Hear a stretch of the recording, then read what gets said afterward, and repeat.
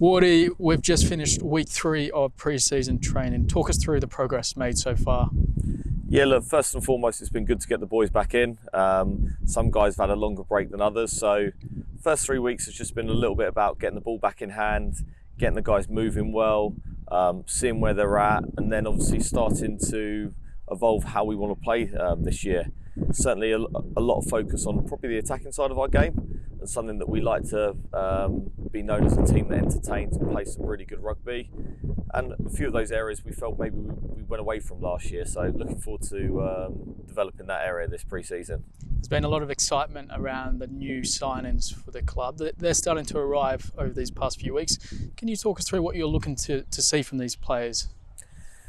Yeah, it's been good they're slowly trickling in. Some of them have only just finished with their current clubs, so they'll have a little bit longer off. First and foremost, I think any player that comes here, we want to see that work rate. It's something we feel the last 20 minutes of games, we really sometimes come through with our power and probably what we've done in the previous 60. So work rate would certainly be one of them.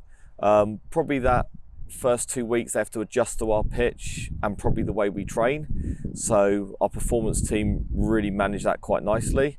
And then probably just from a tactical point of view, actually picking up some of our shapes, some of our calls. Most teams do the same thing, but it's them not having to think about it and actually just being able to play rugby.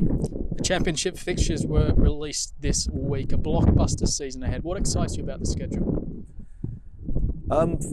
Probably certainly speaking to our players, the biggest thing is actually being a proper season. So the cup in the middle, when you look at that fixture list, I can't remember, probably 2 years ago was the last time we've had a proper season. So full league again, cup in the middle, cup at the end. That really excites us, and especially with the squad that we have, I think he'll be a lot better at being able to manage all the players. If you're looking at the actual fixtures, a couple that stand out immediately. The obvious one, first game of the season at home to Doncaster. They've got to be one of the favourites for the league this year. Incredibly well coached. They beat us twice last year, so to have them on our own turf first game of the season should be a really exciting one. Christmas Eve, Jersey at home. One of our rivals that we've moved up the league with. Again, if you look at them on paper, I'd say with the recruitment that they've done, again, one of the favourites surely to go even better than they did last year. Again, another team incredibly well coached, and probably the reverse fixture there as well. We enjoyed playing Jersey, really good relationship with them, and looking forward to the back end of the year and hopefully really good weather travelling out to Jersey, and also have them in the cup as well. So we'll get two good visits there.